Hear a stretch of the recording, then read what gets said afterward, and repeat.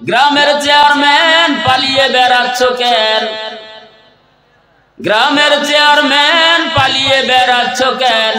শুনেছি দুদুকের খাতায় তোমার নাম, হায়রে শুনেছি দুদুকের খাতায় তোমার নাম।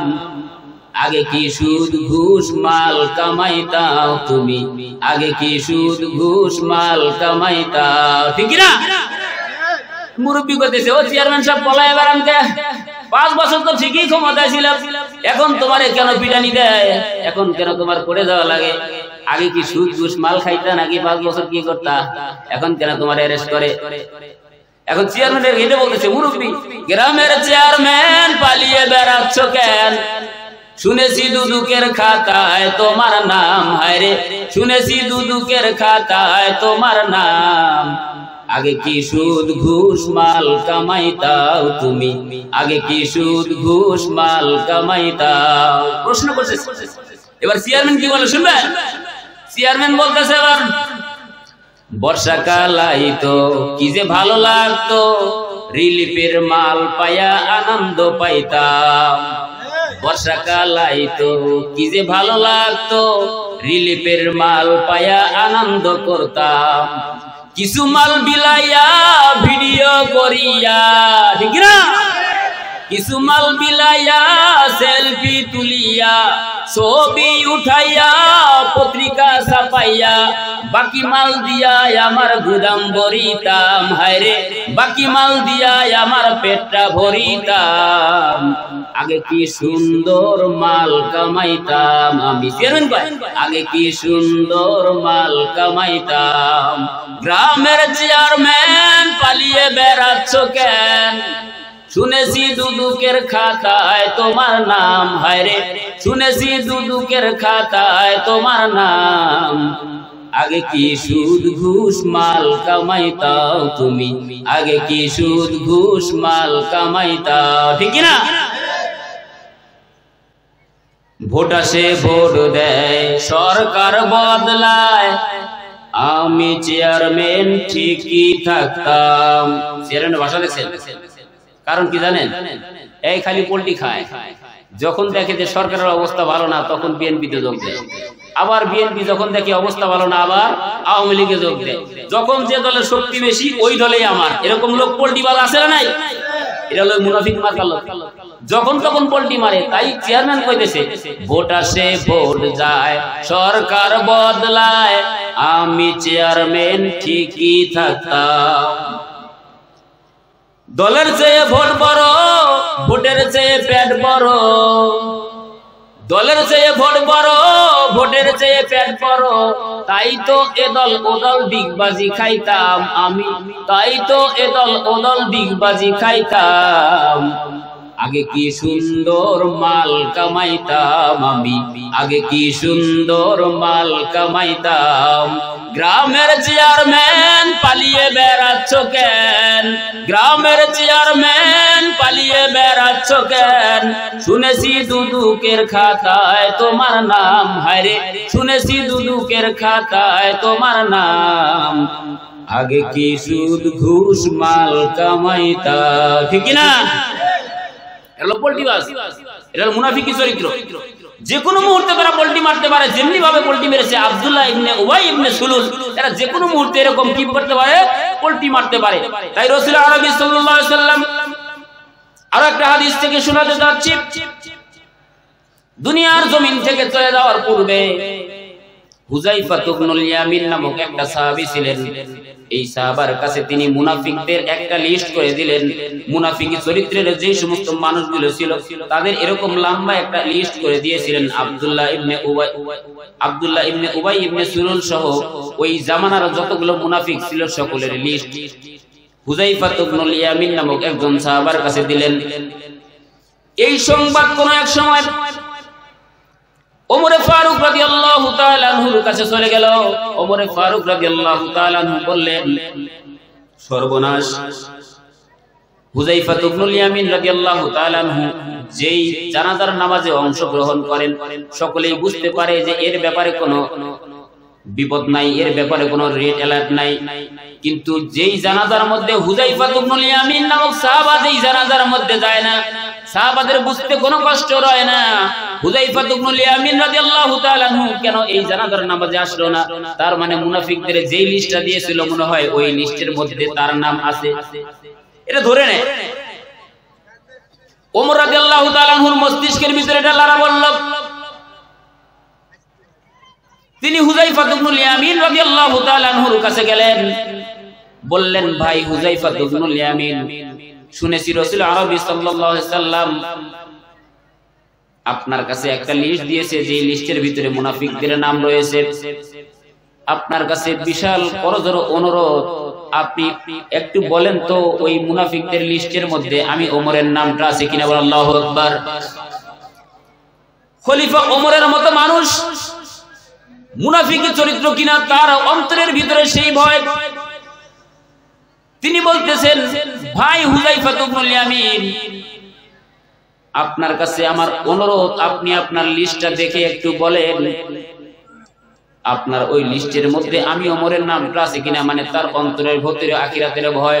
যদি কিয়ামতের ময়দানে আল্লাহ ডাক দিয়ে জিজ্ঞাসা করেন মুনাফিকদের লিস্টের ভিতরে ওমরের নাম আছে, ওই কঠিন কিয়ামতের ময়দানে আমি কি জবাব দেব, আমার কি পরিণতি হবে, কি অবস্থা হয়ে যাবে। তাই হুযায়ফা ইবনুল ইয়ামিন রাদিয়াল্লাহু তাআলা আনহু বলতেছেন রাসূল আরবি সাল্লাল্লাহু আলাইহি ওয়াসাল্লাম এই লিস্টটা আমার কাছে দিয়েছেন আর বলেছেন কারো কাছে এই নামটা বলা যাবে না, নামগুলো বলা যাবে না। ভাই ওমর, তবে এটা কি কোনো সত্য আপনার নামটা মুনাফিকদের লিস্টের মধ্যে নাই। কিন্তু ওমর রাদিয়াল্লাহু তাআলা আনহু কিছুদিন পর পর ওই হুযায়ফা ইবনুল ইয়ামিন রাদিয়াল্লাহু তাআলা আনহুর কাছে যাইতেন আর বলতেন যেহেতু আল্লাহ বলেছেন ওয়ামিনান নাসি মান ইয়াকুল আমান্না বিল্লাহি ওয়া বিল ইয়াউমিল আখির ওয়া মা হুম বিমুমিনিন। মানুষের মধ্যে এক শ্রেণীর মানুষ আছে যারা বলে যে আমরা ঈমান এনেছি আল্লাহর প্রতি, অথচ তারা মুমিন না। আমি যদি মুমিন না এই লিস্টের মধ্যে পড়ে যাই তাহলে কঠিন কিয়ামতের ময়দানে কি হিসাব দেব, কি জবাব দেব। সুতরাং লিস্টটা বারবার তিনি দেখতে চাইতে। ওমরের মতো মানুষ এই চিন্তা এবং চেতনা করত। আজকে বর্তমান জামানায় আমরা ওমরের জুতা টানার যোগ্যতা তো দূরের কথা, তার পদধূলি এরকম সমপরিমাণ মর্যাদাও আমাদের নাই। কিন্তু আমরা কিছু কিছু মানুষ দাবি করি যে আমাদের ঈমান অনেক শক্ত। বলে কি বলে না? ঈমান অনেক শক্ত। ওমর রাদিয়াল্লাহু তাআলা আনহু তার ব্যাপারে আরেকটা হাদিস শোনাচ্ছি।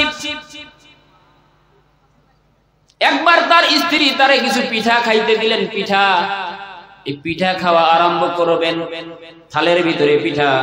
হঠাৎ করে পিঠা তখন সামনে নেবেন, চিন্তা করতেছেন আহারে এই পিঠা যদি আমি খাই, এই পিঠা যদি আমি খাবার খাই, আর কিয়ামতের ময়দানে যদি আল্লাহ জিজ্ঞাসা করেন এই পিঠা যে ওমর তুমি খেয়েছো, তোমার রাষ্ট্রের ভিতরে যত মানুষ ছিল এরা কি পিঠা পেয়েছে, এদেরকে তুমি পিঠা পাঠাইছো, এদেরকে তুমি পিঠা খাওয়াইতে পেরেছো কিনা, আমি ওমর ওই কঠিন কিয়ামতের ময়দানে কি জবাব দেব, কি হিসাব দেব।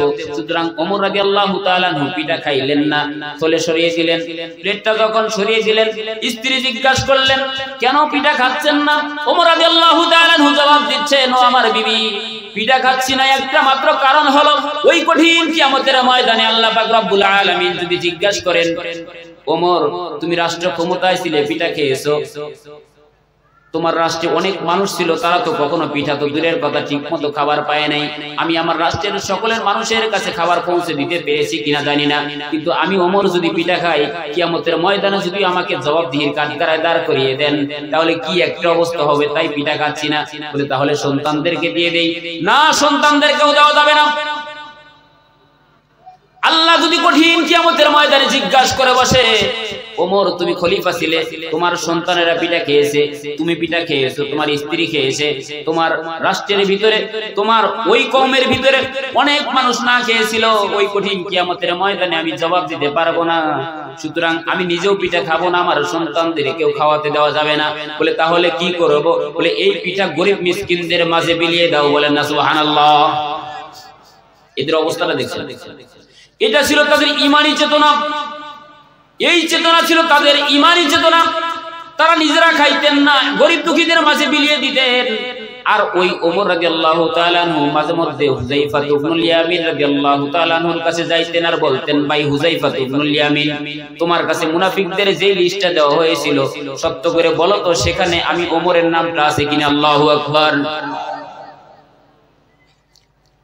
একটা জিনিস খেয়াল করবেন, রাষ্ট্রীয় সম্পদ যারা ভোগ করে, অন্যের সম্পদ যারা লুটেপুটি খায়, এদের ব্যাপারে আল্লাহ পাক রব্বুল আলামিন স্পষ্ট ভাবেই জানিয়ে দিয়েছেন, হকুল্লাহ একটা, হকুল ইবাদ একটা হলো বান্দার হক, দ্বিতীয়টা হলো আল্লাহর হক। আল্লাহর হক যদি কোনো ব্যক্তি মেরে খায়, একমাত্র শুধুমাত্র কেবলমাত্র মাফ চাইতে হবে কার কাছে? কার কাছে? আল্লাহর কাছে মাফ চাইতে হবে। কিন্তু যদি কোনো বান্দার হক কেউ মেরে খায়, যতক্ষণ পর্যন্ত বান্দা মাফ না করবেন, ততক্ষণ পর্যন্ত মাফ করবেন না যিনি তিনিকে। বান্দার হকগুলো লুটেপুটে খায়। ওমর রাদিয়াল্লাহু তাআলা চিন্তা করলেন রাষ্ট্রের কথা, কিন্তু এখন আমরা রাষ্ট্রের কথা তো দূরের কথা, পাড়া প্রতিবেশী তার জমিটাও মেরে দেই। জমির আল ছাড়তে ছাড়তে আলের উপর দিয়ে যাওয়া যায় না। কিছু কিছু জমির আল আছে, আলের উপর দিয়ে, আল তো বলে বাতর, নাকি বাতর বলে না, বাতরের উপর দিয়ে হাঁটতে মনে হয় পুলসিরাতের রাস্তা পার হইতেছে, এরকম আছে না নাই?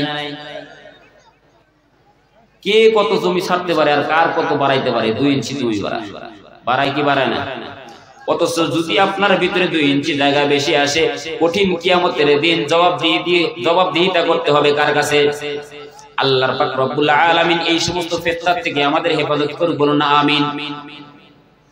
অথচ ওই ওমর রাদিয়াল্লাহু তাআলা আনহু মসজিদে খুতবা দিচ্ছেন, যার ভিতরে আখিরাতের এত ভয়। আখিরাতের ভয় থাকবে না কেন? আখিরাতের ভয়টা হয়েছে তাদের এই জন্য। আখিরাতের ভয় হওয়ার পিছনে আরেকটা কারণ হলো, ওয়াত্তাকু ইয়াওমান লা তাজজি নাফসুন আন নাফসিন শাইআ ওয়া লা ইয়াকবালু মিনহা শাফাআ ওয়া লা ইয়াখযু মিনহা আদলুন ওয়া লা হুম ইউনসারুন। আল্লাহ পাক রব্বুল আলামিন জানিয়ে দিলেন, ওই কঠিন কিয়ামতের ময়দানটা হবে এমন অবস্থা যখন কেউ কারো জন্য কোনো সুপারিশ করতে পারবে না, কেউ কারো জন্য কোনো কিছু করতে পারবে না। ওয়ালা ইয়াকবালু মিনহা শাফাআ, সুপারিশ করা হবে না, গ্রহণ করা হবে না কারো সুপারিশ। এখন দুনিয়ার জমিনে মুসিবতে পড়লে সুপারিশ করা হয়, সুপারিশ করলে না হয় মানা হয়। কে সুপারিশ করেছে? বলে এই যে আজকে প্রধান অতিথি আসছেন, আজকে আমাদের প্রধান অতিথি যেমনি ভাবে বর্তমান যুবক অ্যাডভোকেট বিপ্লব হাসান পলাশ ভাই, সংসদ সদস্য, ঠিক না? সংসদ সদস্য তো, এর যদি সুপারিশ যায় কোথা থেকে? বলে রৌমারি থেকে। বলে এর কাজ কি? বলে ইনি হলেন সংসদ সদস্য কুড়িগ্রাম 4। এই কুড়িগ্রাম 4 এর সংসদ সদস্য, ইনি যদি সুপারিশ করে দুনিয়ার জমিনের বিচার থেকে কিছু হলে রেহাই পাওয়া যাবে কি যাবে না? কিন্তু আল্লাহ বললেন ওয়ালা ইয়াকবালু মিনহা শাফাআ, ওই কঠিন কিয়ামতের দিন যখন কারো কোনো সুপারিশ কবুল করা হবে না, যখন কেউ কারো জন্য কোনো কিছু করতে পারবে না, শুধু করতে পারবে না, কেউ কারো তো দূরের কথা। অন্য একটা আয়াতুল কারিমা আল্লাহ জানিয়ে দিলেন, আখি তোমার ভাই, ওয়া উম্মিহি ওয়া আবি ওয়া সাহিবাতিহি ওয়া বানি লিকুল্লি ইমরিইম মিনহুম ইয়াওমা ইযিন শাআনুন ইগনি। আল্লাহ পাক রব্বুল আলামিন বলেন, আখি তোমার ভাই, ওয়া উম্মিহি ওয়া আবি তোমার পিতা এবং তোমার মাতা, ওয়া সাহিবাতিহি ওয়া বানি লিকুল্লি ইমরিইম মিনহুম ইয়াওমা ইযিন শাআনুন ইগনি। আল্লাহু আকবার। আল্লাহ জানাচ্ছেন আখি তোমার ভাই, ওয়া উম্মিহি ওয়া আবি তোমার পিতা এবং মাতা, ওয়া সাহিবাতিহি ওয়া বানি তোমার স্ত্রী এবং তোমার সন্তানাদি, কেউই তোমারে কোনো উপকার করবে না। সকলেই যে যার যার নফসকে, যার যার আত্মারে বাঁচানোর জন্য চেষ্টা করবে। ওই কঠিন কিয়ামতের ভয় ওমর রাদিয়াল্লাহু তাআলা আনহুর অন্তরের ভিতরে। অথচ ওই ওমর রাদিয়াল্লাহু তাআলা আনহু মসজিদে খুতবা দিচ্ছেন। আরো একটা হাদিস থেকে শোনাতে যাচ্ছি, মসজিদে খুতবা দেওয়া অবস্থায় একজন সাহাবা দাঁড়াইয়া গেলেন, লাঠি হাতে নিয়ে দাঁড়িয়েছেন আর বলতেছেন, ভাই ওমর, দিলের কানটা লাগাইয়া শুনে রাখেন, যতদিন পর্যন্ত কোরআন দ্বারা রাষ্ট্র পরিচালনা করবেন ততদিন পর্যন্ত আপনার বিধান মানব। যখন কোরআনের বাইরে বা রাসূলের সুন্নাহর বাইরে কোনো মন গড়া বিধান করবেন, তখন এই যে লাঠি দেখতেছেন হাতে, এই লাঠি দ্বারা প্রতিহত করব। বলেন আল্লাহু আকবার। একজন রাষ্ট্রপ্রধানকে সামান্য একজন মানুষ লাঠি হাতে নিয়ে দাঁড়িয়ে গেলেন আর বললেন, ওই কঠিন কিয়ামতের ময়দানে হিসাবের কথা যখন ওমর রাদিয়াল্লাহু তাআলা আনহু বলতেছেন, এবার ওই সামান্য একজন সদস্য তিনি দাঁড়িয়ে বললেন, যতদিন কোরআন দ্বারা রাষ্ট্র পরিচালনা করবেন ততদিন আপনার বিধান মানব, কোরআনের বাইরে যদি বিধান কোনো কিছু মন করা করান, এই যে লাঠি দেখতেছেন লাঠি দ্বারা প্রতিহত করব। দেখবেন খেয়াল করে বর্তমানেও আছে, পৃথিবীর আনাচে কানাচে অনেক মানুষ আছে, নির্বাচনের আগে তারা বিভিন্ন ধরনের সংশোধনীয় আইন পাস করে, বিভিন্ন ধরনের আলটিমেটাম দেয়, আমি যদি উপজেলা চেয়ারম্যান হই এই করব সেই করব, রাস্তা করব, বাড়ি করব, গাড়ি করব, হেন করব, তেন করব, বলে কি বলে না? অনেকেই তো বলে মদিনা সনদে রাষ্ট্র চালাবো, এরকম লোক আছে না নাই?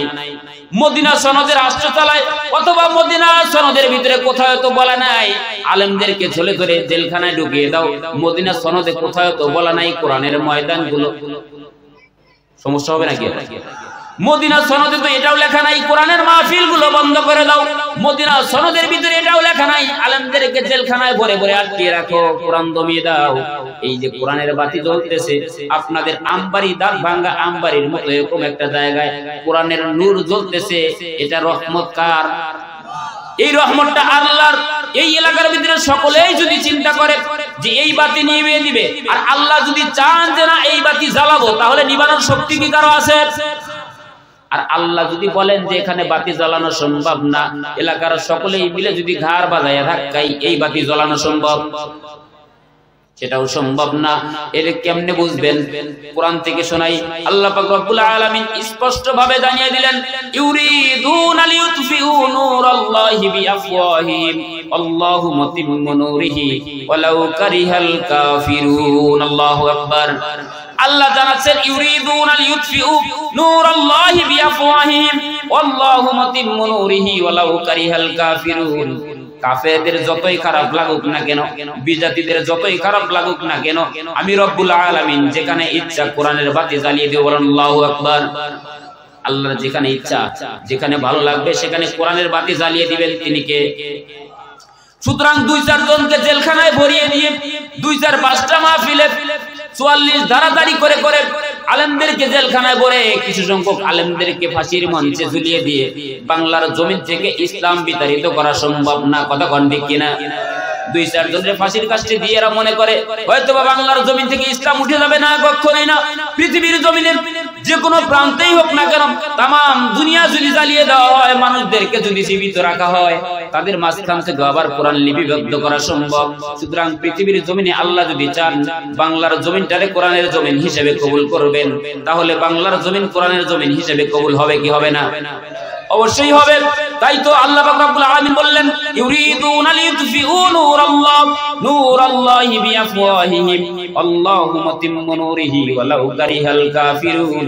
কাফের বেদুইনদের যতই খারাপ লাগুক না কেন, তাদের গায়ে যতই অ্যালার্জি হোক না কেন, আমি রব্বুল আলামিনের যেখানে ইচ্ছা কোরআনের বাতি জ্বালিয়ে দিব। বলেন আল্লাহু আকবার। সম্মানিত হাজিরিন, যে কথা বলতেছিলাম, ওমর রাদিয়াল্লাহু তাআলা আনহু ওই আখিরাতকে ভয় করতেন। যখন পিতামাতা আত্মীয়স্বজন সকলেই সকলের থেকে পলায়ন করবে, ওই আখিরাতের ভয় করে করে ওমর রাদিয়াল্লাহু তাআলা আনহু হুযায়ফা ইবনুল ইয়ামিন রাদিয়াল্লাহু তাআলা আনহুর কাছে যাইতেন আর বলতেন, ভাই হুযায়ফা ইবনুল ইয়ামিন, সত্য করে বলো তো তোমার কাছে ওমর রাদিয়াল্লাহু তাআলা আনহু যে লিস্টটা দিয়েছে ওই লিস্টের মধ্যে আমি ওমরের নাম আছে কিনা? আর ওই ওমর রাদিয়াল্লাহু তাআলা আনহুর বিপক্ষে লাঠি হাতে দাঁড়িয়ে গেলেন ওই সাহাবা সাইয়্যিদ ইবনে আমির আল-জামাহির নামক একজন সাহাবা। এর ব্যাপারে ওমর রাদিয়াল্লাহু তাআলা আনহু বললেন, ও সাইয়্যিদ, তুমি একটু শান্ত হও, তুমি একটু বসো, নামাজ শেষে তুমি আমার সাথে একটু দেখা করো। সাইয়্যিদ ইবনে আমির আল-জামাহির চিন্তা করলেন, নামাজ শেষে যেহেতু খলিফা দেখা করতে বলেছে, হয়তো বা আমার বিপক্ষে কিছু বলবে, কিন্তু আমি পরোয়া করি না। আমি যারে ভয় করি তিনি কে? আমি যারে ভয় করি তিনি হলেন আমার রব। নামাজ শেষে ওমর রাদিয়াল্লাহু তাআলা আনহু তার জন্য দোয়া করলেন আর বললেন, সাইয়্যিদ ইবনে আমির আল-জামাহির, তোমার জন্য দোয়া রইল। একটা জিনিস বোঝো, ওই যে কুয়াইফা নামক অঞ্চল, ওই এলাকার ভিতরে অনেক দিন থেকে একটা রাষ্ট্রপ্রধান চায়, একটা লিডার চায়, একটা নেতা চায়। আমি মন থেকে বলছি, মন থেকে মুহাব্বত চিত্তে তোমারে ওই এলাকার জন্য নেতা হিসেবে সিলেক্ট করেছি। বলেন আল্লাহু আকবার। সাইয়্যিদ ইবনে আমির আল-জামাহির দু চোখের পানি ছেড়ে দিলেন। দু চোখের পানি ছেড়ে দিয়ে বলতেছেন, ভাই ওমর, আমি তো নেতা হয়ে দুনিয়ার জমিনে বাঁচতে চাই না, আমি নেতা হয়ে বাঁচতে চাই না, আমি দুনিয়ার জমিনে সামান্য মানুষ হিসেবে সামান্য নাগরিক হয়ে বাঁচতে চাই, আমারে আপনি ওই এলাকার ভিতরে নেতা হিসেবে পাঠায়েন না। ওমর রাদিয়াল্লাহু তাআলা আনহু তখন তার আয়াতুল কারিমা শুনিয়ে দিলেন, আতিউল্লাহ আতিউর রাসূল উলিল আমরি মিনকুম। আল্লাহর রাসূল তোমারে জানিয়ে দিয়েছেন, কোরআনুল হাকিমে আল্লাহ আদেশ করেছেন, আল্লাহর আদেশ মানো, আল্লাহর অনুগত্য করো, রাসূলের অনুগত্য করো। এরপর বলা হয়েছে উলিল আমরি মিনকুম, নেতার অনুসরণ করো। আমি ওমর নেতা হিসেবে তোমারে আদেশ করছি, তুমি ওই এলাকার রাষ্ট্রপ্রধান হিসেবে নিয়োজিত হয়ে যাও। আল্লাহু আকবার। রাষ্ট্রপ্রধান বানালেন। সাইয়্যিদ ইবনে আমির আল-জামাহি রাষ্ট্রপ্রধান হবেন না। তিনি কান্না করতেছেন আর বলতেছেন, ভাই ওমর, আমার যদি অভয় বাণী দেওয়া যায়, আমার যদি অপশন দেওয়া যায় যে তুমি কোনটা বেছে নেবে, সামান্য মানুষ সাধারণ মানুষ হিসেবে বাঁচবে নাকি নেতা হিসেবে বাঁচতে চাও? আমি সামান্য সাধারণ মানুষ হিসেবে এই এলাকায় বসবাস করতে চাই, আমি নেতা হতে চাই না। বর্তমান জামানায় যদি এরকম বলা হয় যে দাঁতভাঙ্গা এই এলাকাতে চেয়ারম্যান নিযুক্ত করব আপনাকে, আর কেউ দাঁড়াবে না, সে খুশিতে লাভ দেবে। দেবে কি দেবে না? কারো যদি সিলেক্ট করা হয় যে এলাকার লিডার আপনি, সে তো খুশিতে লাভ। যে ভোট দিতে গেলে হয়তো রাত্রে দেওয়া লাগে, অথবা শেষ রাতে, অথবা দুপুর হওয়ার আগেই শেষ, সন্ধ্যা হয়ে যায় ভোট গোনা শেষ হয় না। কি হয়েছে? ভোট উপজেলায় যায় গোনা শেষ। ভোট দেওয়া লাগে তো দূরের কথা, এত কষ্ট, ভোট না দিলেও পাস, বাইরে বাইরে করা লাগে, কত চিন্তা, কত কাহিনী। ওর থেকে এই দাঁতভাঙ্গা এলাকার থেকে যদি আমারে সিলেক্ট করে, তাহলে তো আমি একবারেই পার, লাভ দেবে, ঠিক না? অথচ তাদের আকীদা, তাদের ঈমানী চেতনা, তাদের চেতনা ছিল আমি নেতা হয়ে বাঁচতে চাই না, আমি এই এলাকায় সামান্য সাধারণ নাগরিক হিসেবে বাঁচতে চাই। ভাই ওমর, আমার যদি দুইটা অপশন দেওয়া যায়, আমি নেতা হিসেবে বাঁচতে চাই না। এখন তো বর্তমান জামানায় এরকম হয়, এই যে কিছুদিন আগে যেরকম চেয়ারম্যান নির্বাচন গেল, এই নির্বাচনের সময় কারো কারো 2-4-5 লক্ষ টাকা গেছে বা আরো বেশি গেছে দলীয় প্রতীকের জন্য। কথা বলেন ঠিক কিনা? দলের প্রতীক পাইলেই পা মাইন্ড করতেছেন? সত্য যেটা বলতেই হবে, দলের প্রতীক পাইলেই যদি পার হয়, এখানে যদি আমার 10 লাখ খরচ হয়, সমস্যা কোথায়? আমি এখানে 10 লাখ খরচ করে একটা দলীয় প্রতীক আনবো, পরে আমারে ঠেকায় কে? ঠিক কিনা? বললেও ঠিক, না বললেও ঠিক। রাগ করতেছেন না? আমরা চিন্তা করি দলীয় প্রতীক। সাহাবায়ে কেরামের ঈমানী চেতনা, তাদের ঈমানী চেতনা ছিল আমি নেতা হয়ে বাঁচতে চাই না, সাধারণ নাগরিক হিসেবে বাঁচতে চাই। কিন্তু আমরা নেতার গায়ে তেল মারি, তেল মারিয়া তেল মারি, আমারে নমিনেশন দেন, আমারে দেন বলে কত টাকা, এত টাকা, দর কষাকষি, 2জন 3জন 5জন পর্যন্ত মানুষ যায়। বলে উপজেলায় নয়, ওই যাও মহানগর ঢাকায় যাও, সেখানে গিয়ে দেখা হয় কি দলীয় প্রতীক দাও। তেলা মাথায় তেল মারিয়া ফায়দা নেয় যে লুটিয়া, তেল বিনে চলে না দুনিয়া, ঠিক না? এরা খালি নেতার গায়ে তেল মারে। তেলা মাথায় তেল মারিয়া ফায়দা নেয় যে লুটিয়া, তেল বিনে চলে না দুনিয়া, ভাই তেল বিনে চলে না দুনিয়া। আছে না নাই? নারিকেল, সরিষা, তিসি, বাদাম, সোয়াবিন, সূর্যমুখী, তিলের তেল আর ডিজেল, কেরোসিন, দাওয়াখানা, কবিরাজি, হোমিওপ্যাথিক তেল, মাথায় দিলে গরম মাথা হইয়া যায় হিমেল। আবার গন্ধ তেলে, আবার গন্ধ তেলে গিন্নির পরাণ খুশিতে যায় ভরিয়া, তেল বিনে চলে না দুনিয়া। আছে না নাই? অসুস্থ বা রোগী হইয়া যাবেন ক্লিনিকে, সেখানেতেও তেলের বাহার দেখবেন চারিদিকে। ডাক্তার, মিস্টার, সাংবাদিক, কোন তেলের পাগল সবাই, তেল পাইলে সবাই যেন ডাকে নতুন জামাই, ঠিক না? যা দেখবেন হাসপাতালে বেড নাই, সিট নাই। আর একজন নেতা ফোন করবো, সিট আপনার তো দূরের কথা, আর একটা অসুস্থ রোগীর মালিক শুয়ে হলেও আপনার সিট দেবো, দেয় কি দেয় না? বর্তমান হাসপাতালে ব্যবসাটা এত দুর্নীতিতে ভরে গেছে, এটা বলার মতো না। অসুস্থ বা রোগী হইয়া যাবেন ক্লিনিকে, সেখানেতেও তেলের বাহার দেখবেন চারিদিকে। ডাক্তার, মিস্টার, সাংবাদিক, কোন তেলের পাগল সবাই, তেল পাইলে সবাই যেন ডাকে নতুন জামাই। তেল পাইলে নেতা খুশি, তেল পাইলে নেতা খুশি, এমপি, মন্ত্রী সব মিয়া, তেল বিনে চলে না দুনিয়া, ভাই তেল বিনে চলে না দুনিয়া। তেলা মাথায় তেল মারিয়া, ঠিক না? তেলা মাথায় তেল মারিয়া ফায়দা নেয় যে লুটিয়া, তেল বিনে চলে না দুনিয়া, হয় তেল বিনে চলে না দুনিয়া। ঠিক কিনা? এরকম তেলবাসী এলাকা আছে, অনেক জায়গায় আছে। আপনাদের এলাকা আলহামদুলিল্লাহ বলেন আলহামদুলিল্লাহ। যে কথা বলতেছিলাম, নেতা বলতেছেন আমার আদেশ, তুমি কুয়াইফা নামক অঞ্চলে তুমি প্রতিনিধি হিসেবে যাবা, ওই এলাকার রাষ্ট্রপ্রধান হিসেবে তুমি যাইবা। কিন্তু সাইয়্যিদ ইবনে আমির আল জামহির বলতেছেন আমি নেতা হিসেবে বাঁচতে চাই না, দুনিয়ার জমে সামান্য মানুষ হয়ে বাঁচতে চাই। ধরে নেন সংক্ষিপ্ত ভাবে বুঝাতে যাচ্ছি, সাইয়্যিদ ইবনে আমির আল জামহির ওই এলাকার লিডার হিসেবে পাঠানো হলো। লিডার হিসেবে তিনি গেলেন, 1 বছর পর্যন্ত ওই এলাকায় রাষ্ট্র পরিচালনা করলেন। ওমর রাদিয়াল্লাহু তাআলা আনহু চিন্তা করলেন কুয়াইফা নামক অঞ্চলে একটা গোয়েন্দা কমিটি পাঠানো যায়। একটা গোয়েন্দা কমিটি পাঠানো হলো, ওই এলাকার ভিতরে ঘুরে ঘুরে মানুষের কাছ থেকে অভিযোগ নিয়ে আসবে, আর ওই এলাকায় দরিদ্রদের একটা লিস্ট নিয়ে আসবে। কারণ আমি ওমর রাদিয়াল্লাহু তাআলা আনহু ওই এলাকায় দরিদ্রদের মাঝে কিছু মাল বন্টন করতে চাই। আল্লাহু আকবার। মাল বন্টন করতে চাই। একটা গোয়েন্দা গেল, গোয়েন্দা কমিটি গিয়ে কুয়াইফা নামক অঞ্চলে যখন ঘোরাঘুরি করতে লাগলো, মানুষের কাছে যেখানে গিয়ে জিজ্ঞাসা করে আপনার এলাকার সবথেকে একজন দরিদ্র ব্যক্তির নাম বলেন, ওই একজন ব্যক্তির নাম বলেন। যখন বলে একজন ব্যক্তির নাম বলেন, বলে আমাদের এই অঞ্চলের ভিতরে একটা দরিদ্র মানুষ যদি চান, তার নাম হলো সাইয়্যিদ ইবনে আমির আল জামহির। আল্লাহু আকবার। বুঝতেছেন কথা? 1 বছর নেতা, ওই এলাকার রাষ্ট্রপ্রধান, একটা গোত্রের রাষ্ট্রপ্রধান, অথচ তার ব্যাপারে বলা হলো যে এলাকাতে গিয়ে জিজ্ঞাসা করা হয় আপনার এলাকার একটা দরিদ্র ব্যক্তির নাম বলেন, বলে আমার এলাকায় দরিদ্র একজন আছে, তার নাম হলো সাইয়্যিদ ইবনে আমির আল জামহির। এরকম ঘুরে ঘুরে ওই একজন ব্যক্তি ছাড়া যেখানেই যায় জিজ্ঞাসা করে সাইয়্যিদ ইবনে আমির আল জামহির। ওমর রাদিয়াল্লাহু তাআলা আনহুর কাছে লিস্ট চলে আসলো, গোয়েন্দার লিস্ট।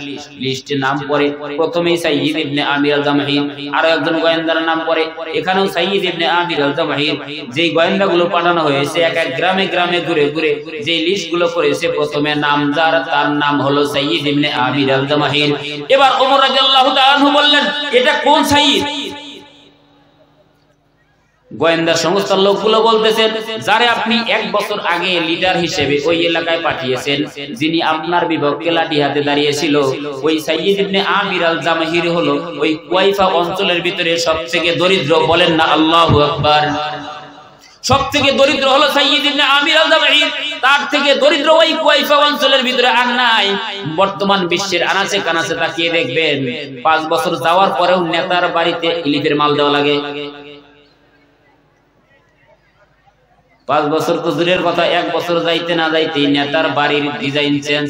1 বছর তো 2 বছর দূরের কথা, নেতার রৌমারি শহরে থাকা লাগবে, বিভিন্ন জায়গায় বাসা, কুর্তিমারি থাকা লাগবে বাসা, রাজীবপুর থাকা লাগবে বাসা, আনন্দবাড়ি বাসা, যাইতে যাইতে বাসা। এভাবে যাবে আর যাবে, শুধু যাবে না, ঢাকা শহরে বাসা। শুধু তাই না, নেতা যদি 5 বছর ক্ষমতার চেয়ারে বসে, এরপরে বিদেশি বাড়ি করে লেখা। ঠিক না? রাগ করতেছেন মনে হয়, শেষ করে দেই। সম্মানিত হাজিরিন, সাইয়্যিদ ইবনে আমির আল জামহির 5 বছর পর্যন্ত ওই এলাকায় নয়। সাইয়্যিদ ইবনে আমির আল জামহির যখন নেতার দায়িত্ব পালন করতেছেন, গোয়েন্দা কমিটি গেল, সেখানে কমিটিরা লিস্ট নিয়ে আসলো। প্রথম সারির দরিদ্র যিনি, তিনিই হলো নেতা। আর আমাদের এলাকাতেও নেতা আছে, আপনাদের এলাকাতেও নেতা আছে। 5 বছর ক্ষমতায় যদি থাকতে পারে, তার গাড়ির ডিজাইন চেঞ্জ হয়, তার বাড়ির ডিজাইন চেঞ্জ হয়, সব নকশা পরিবর্তন করে। এটা হলো দুনিয়াবি খেলা। কথা কোন ঠিক কিনা? ওমর রাদিয়াল্লাহু তাআলা আনহু খুশি হলেন, নিজেই সাইয়্যিদ ইবনে আমির আল জামহিরের জন্য কিছু স্বর্ণ মুদ্রা পাঠিয়ে দিলেন, কিছু হাদিয়া পাঠিয়ে দিলেন। সম্মানিত হাজিরিন, আরো একটা বিষয় তিনি সরাসরি গেলেন। সংক্ষিপ্ত ভাবে যেটা বুঝাতে যাচ্ছি, সাইয়্যিদ ইবনে আমির আল জামহিরের বাসায় ওমর রাদিয়াল্লাহু তাআলা আনহু গেলেন। যাওয়ার পর তিনি ওই কওমের লোকদেরকে দাঁড় করিয়ে দিয়ে বললেন, এই যে 1 বছর আগে আপনাদের এলাকায় নেতা পাঠিয়েছিলাম, এই নেতার ব্যাপারে আপনাদের কোনো অভিযোগ আছে কিনা? এবার সকলে মিলে নয়, মাঝখান থেকে কয়েকজনে হাত উত্তোলন করলো। আমাদের নেতার বিপক্ষে আমাদের অভিযোগ আছে 4টা। কয়টা অভিযোগ আছে? 4টা। কি কি অভিযোগ? বলে নেতার মির্গি রোগ আছে, নেতা মাঝে মধ্যে বেহুশ হয়ে যায়, মাথায় পানি দেওয়া লাগে, তারপর নেতা সুস্থ হয়। নেতার মির্গি রোগ এক নাম্বার সমস্যা, নেতার মির্গি রোগ আছে। দ্বিতীয় নাম্বার সমস্যা হলো নেতা সকালবেলা অফিসে আসতে দেরি করে। 3 নাম্বার সমস্যা হলো আপনার কাছে শুনেছি আপনি নাকি রাষ্ট্র পরিচালনা করেন, দিনের বেলায় রাষ্ট্র পরিচালনা করেন, রাত্রি বেলায় বাড়ি বাড়ি গিয়ে ঘুরে ঘুরে বসতেন, কিন্তু নেতা সারাদিন আমাদের সাথে থাকে বটে, রাত্রে কখনো আমাদের কাছে আসে। 4র্থ নাম্বার সমস্যা হলো নেতার আরো একটা সমস্যা আছে, বলে কি নেতা শুক্রবারের দিন অফিস করে তো দূরের কথা, জুমার আগে নেতা কারো সাথে সাক্ষাৎ করে না। কখন? জুমার আগে। অভিযোগ কয়টা? অভিযোগ কয়টা? যেই নেতা এত সুন্দর চরিত্রবান, যার ইমানি চেতনা এত ভালো, যিনি ওমরের মতো একজন মানুষের সামনে লাঠি হাতে দাঁড়িয়ে গেলেন, তার বিপক্ষে অভিযোগ করলেন কয়টা? প্রথম অভিযোগ নেতার মির্গি রোগ আছে। দ্বিতীয় নাম্বার অভিযোগ হলো নেতা সকালে অফিসে আসতে দেরি করে। তৃতীয় নাম্বার অভিযোগ হলো নেতা দিনের বেলায় সময় দেয়, রাতে সময় দেয় না। 4র্থ নাম্বার অভিযোগ হলো নেতা শুক্রবারের দিন জুমার আগে কারোর সাথে সাক্ষাৎ করে না। ওমর রাদিয়াল্লাহু তাআলা আনহু ঘামতে শুরু করলেন, সর্বনাশ, যেই সাইয়্যিদ ইবনে আমির আল জামহির আমার বিপক্ষে লাঠি হাতে দাঁড়িয়ে গিয়েছেন, ওই সাইয়্যিদ ইবনে আমির আল জামহিরের বিপক্ষেও 4টা অভিযোগ, তাও ছোট ছোট অভিযোগ না, বড় বড় অভিযোগ। আরে সাইয়্যিদ ইবনে আমির আল জামহির, জবাব দাও, তোমার বিপক্ষে কেন এত অভিযোগ? জবাব তবে কি যাবে না? জবাব শোনার দরকার আছে। আমরা জবাব শেষের দিকে দিয়ে যাচ্ছি, ইনশাআল্লাহ শুনে যাবো তো ইনশাআল্লাহ, নাকি আবার ফিরে চলে যাবেন? মতলব তো ঠিক আছে। যে কথা বুঝাতে যাচ্ছিলাম, তাদের ভিতরে ছিল ঈমানী চেতনা। একটু মনে করাই দিয়ে, তাদের ভিতরে ছিল ঈমানী চেতনা, তারা আখিরাতকে ভয় করত। যেই কঠিন কিয়ামতের ময়দানে ভাই ভাইরে ভুলে যাবে, এই যে দাঁত ভাঙ্গা এলাকায় ধরেন ওখানে কিলাকিলি বাজছে, দাঁত ভাঙ্গে সব শেষ। যদি বাড়িতে জিজ্ঞাসা করা হয় কার কার ছেলে, অমুক অমুকের ছেলে, কোন গ্রাম, বলে যে আমবাড়ির এলাকা আর অমুক এলাকার খেলা হয়েছে, ওখানে বাইরে গাড়ি লাগছে। আপনার যদি ভাই থাকে, ওই ভাই যদি কিলাকিলি অবস্থায় ওই এলাকাতে থাকে, ভাইকে আপনারা রেখে চলে আসবে? ভাই রেখে চলে আসবে না। ওখানে জীবন দিয়ে হলেও সেখান থেকে বাইরে ফিরানোর চেষ্টা করবে। বাবা কখনোই সন্তানদের থেকে বিপদে ফেলে চলে আসবে না, মা সন্তানদের থেকে তো বিপদে ফেলে চলে আসবে না। মা দুনিয়ার জমিনে এমন একটা বৃক্ষ, মা এমন একটা লোক, মা এমন একটা শব্দ, মা এমন একটা ব্যক্তির নাম, যার ব্যাপারে আপনাদের সামনে না বললেই নয়। এই তো কিছুদিন আগে একটা ভিডিও ভাইরাল হলো, সেই ভিডিওর মধ্যে মায়ের চিত্রটা তুলে ধরতে যাচ্ছি। মা দুনিয়ার জমিনে এমন একটা শব্দ, এমন একটা বাক্যের নাম, এই ভিডিওটার ব্যাপারে আপনাদের সামনে তুলে ধরলে বুঝতে পারবেন। জঙ্গলের ভিতরে মহিষগুলো খাবার খাচ্ছে, মহিষগুলো জঙ্গলের ভিতরে খাবার খাচ্ছে। হঠাৎ করে কয়েকটা সিংহ এসে মহিষের পালের ভিতরে আক্রমণ করলো। মহিষের পালে যখন আক্রমণ করতে শুরু করেছে, নব্য বাচ্চা প্রসব করেছে এরকম একটা মহিষ আছে। কিছুক্ষণ আগে মহিষটা বাচ্চা প্রসব করেছে, ভিডিও ধারণ করেছে, যারা তাদের ভিডিওর মধ্যে দেখা গিয়েছে। এই বাচ্চাটারে আক্রমণ করতে শুরু করেছে। সকল মহিষগুলো দৌড়িয়ে পালানো আরম্ভ করেছে। সিংহের থাবার থেকে বাঁচার জন্য সব মহিষগুলো চলে যাচ্ছে, কিন্তু মা মহিষটা বাচ্চার এদিক থেকে বাধা আসে, এদিক থেকে সিংহ আসে বাধা দেয়, ওই দিক থেকে সিংহ আসে তাড়া করে, বিভিন্ন দিক থেকে যেখান থেকে সিংহ আসুক না কেন, মা মহিষটা বাচ্চারে বাঁচানোর জন্য তারা করে।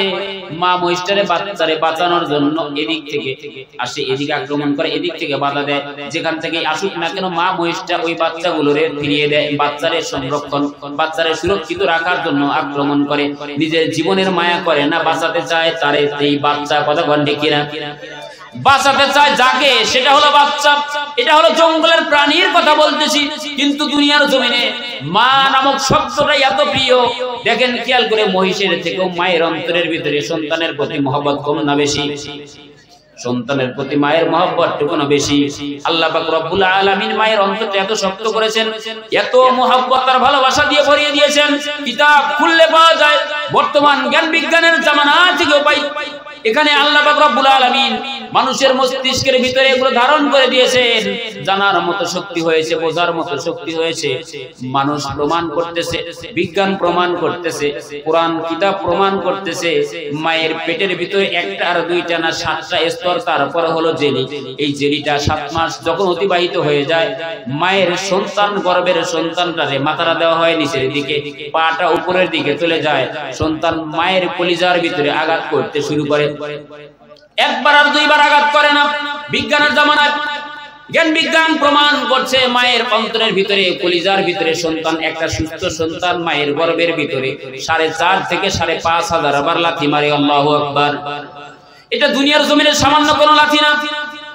বিজ্ঞান প্রমাণ করে দিচ্ছে, এই লাথি যদি দুনিয়ার জমিনের কোনো বাবার কলিজায় মারা হতো, সন্তান যদি বাবার কলিজায় এই লাথিটা মারতো, দুনিয়ার জমিনের কোনো বাবা সুস্থ থাকতে পারতো না, অজ্ঞান হয়ে পড়ে যেত। বলেন আল্লাহু আকবার।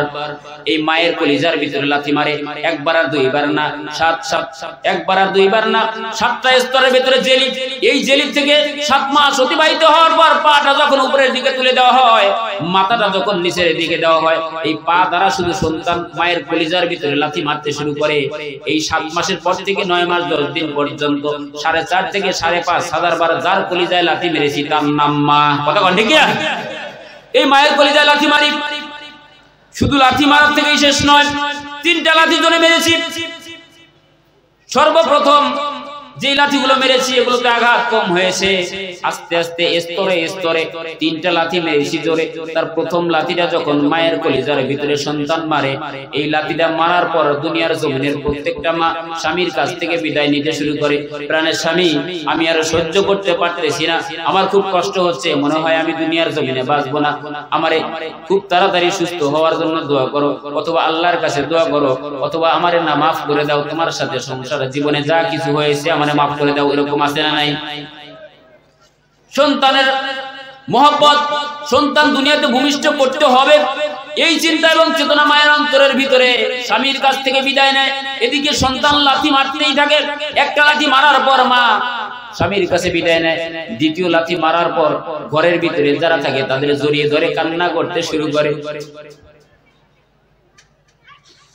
মা কান্না করে, কান্না করে করে বলেন, দাদি বলেন আর কাকি বলেন, ঘরের ভিতরে যারাই থাকুক না কেন তাদের জড়িয়ে ধরে মা কান্না করতে করতে কান্না চিত্তে বলে, আমি আর সহ্য করতে পারতেছি না, এত ব্যথা লাগতেছে, এত কঠিন ব্যথা, যেই ব্যথার ব্যাপারে কোরআনুল হাকিম বর্তমান জ্ঞান বিজ্ঞানের জামানা প্রমাণ করে দিচ্ছে।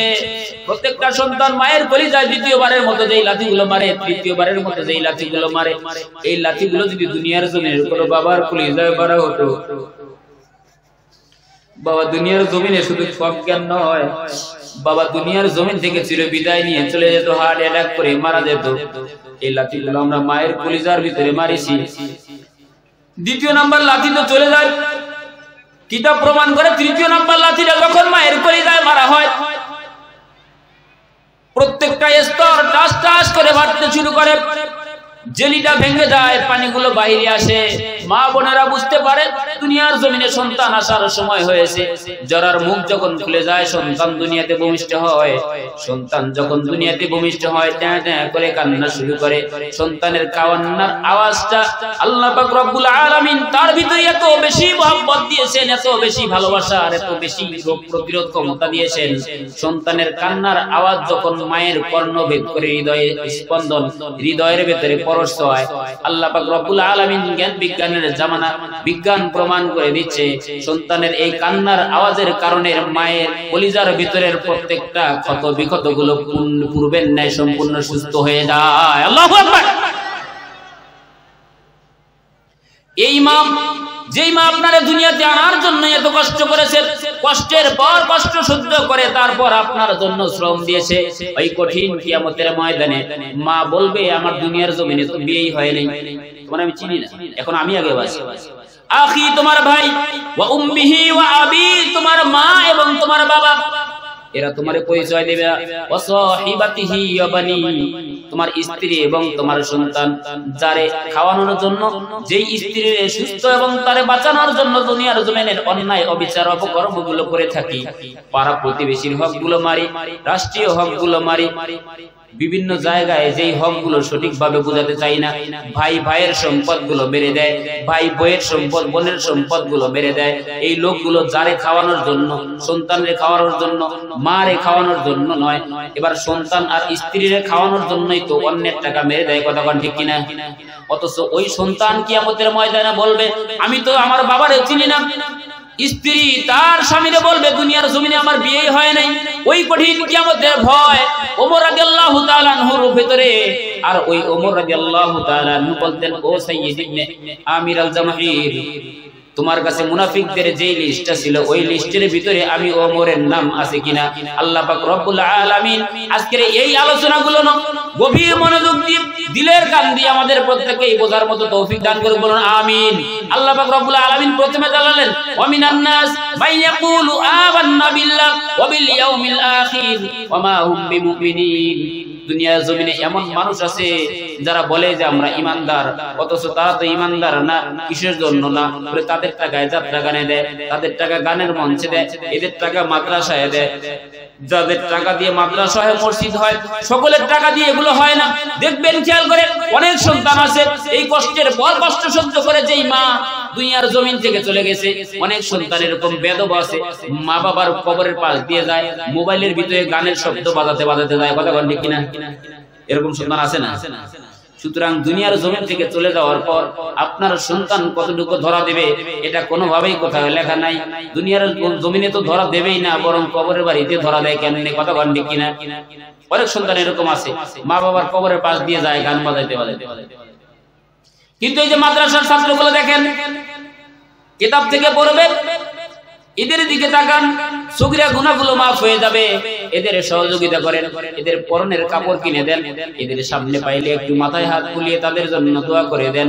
শুধু তাই না, এদের বুকে জড়িয়ে ধরেন, আপনারা সিনার ভিতরে ইসলামের মহব্বত ঢুকিয়ে দিবেন। তিনি কে?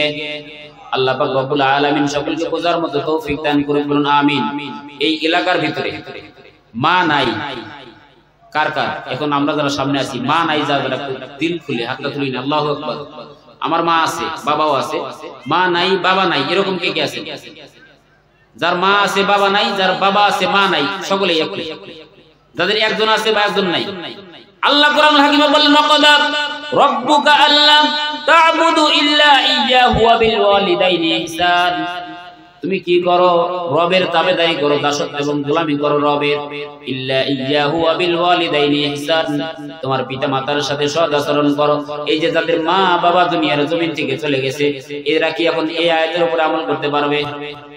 মা বাবার সাথে ইচ্ছা করলেই কি আরো ভালো ব্যবহার করা সম্ভব? ইচ্ছা করলেই আর সম্ভব না। মা বাবার আপনি ভালোবাসতে চাইলেও আর ভালোবাসতে পারবেন না। অনেকে আছে মা বাবা দুনিয়ার জমিনে থাকা সত্ত্বেও তাদের মহব্বত, তাদের কদর বোঝে না। এরকম লোক আছে না নাই? কিন্তু অনেকেই আছে মা বাবা থাকা অবস্থায় ভালোবেসেছে, এখন দুনিয়ার জমিন থেকে চলে গেছে, মা বাবার জন্য এখনো দান করে। কিয়ামত পর্যন্ত যতদিন পর্যন্ত তাদের ওয়ারিস থাকবে, তার সন্তান তার জন্য দান করবে। কথা বলেন ঠিক কিনা? সম্মানিত হাজিরিন, যাদের মা বাবা চলে গেছে, একটু মায়ের দিকটা খেয়াল করি। কত কষ্ট পেয়েছি, কত লাথি মেরেছি, কত অত্যাচার করেছি, পেশাব করে দিয়েছি বিছানাতে। শুধু তাই না, দুনিয়ার জমিনে চলতে ফিরতে মারে কতই না কষ্ট দিয়েছি। ওই মা দুনিয়ার জমিন থেকে চলে গেছে, বাবা দুনিয়ার জমিন থেকে চলে গেছে। সকলে দুনিয়ার জমিন থেকে যাওয়ার পর সমস্ত সম্পদ নিয়ে গেছে না রেখে গেছে? রেখে গেছে। এই ওঠে কেন? এখন ওঠা যাবে না। কারণ যে কথা বুঝাতে যাচ্ছিলাম, সাইয়্যিদ ইবনে আমির আল জামাহির রাদিয়াল্লাহু তাআলা আনহু, তার বিপক্ষে অভিযোগ কয়টা মনে আছে তো? আমি এর আগেই আপনাদের সম্মুখে একটা বিষয় উপস্থাপন করতে চাচ্ছি। আমাদের প্রধান মেহমান আসবে সাইয়্যিদ ইবনে আমির আল জামাহিরের ব্যাপারে 4টা প্রশ্নের উত্তর আমি আপনাদের সামনে উপস্থাপন করব। আল্লাহ পাক রব্বুল আলামিন যদি তৌফিক দান করেন বলুন আমিন। সম্মানিত হাজিরিন, যে কথা বোঝাতে যাচ্ছিলাম, মা যাদের দুনিয়া থেকে চলে গেছে, যাদের আছে, এরা মা বাবার জন্য পাঁচটা করে 10,000 টাকা এই মাদ্রাসার ছাত্রদের উদ্দেশ্যে মায়ের কবরের দিকে খেয়াল করে, বাবার কবরের দিকে খেয়াল করে দেখবেন, খেয়াল করে দুনিয়ার জমিনের সমস্ত সম্পদ রেখে গেছে। মায়ের কলিজায় লাথি মেরেছি বাবা, বাবার সম্পদ দিয়ে আজকে আমি বড় হয়েছি। এরকম মা বাবার কবরের শান্তির জন্য এরকম কোন সাহসী যুবক আছে যে মা বাবার কবরের শান্তির জন্য, মা বাবার জন্য এই মাদ্রাসায় 10,000 টাকা, মায়ের জন্য 5,000, বাবার জন্য 5,000, এরকম মহব্বতের সন্তানকে আছে একটু হাততালি লিল্লাহি তাকবীর।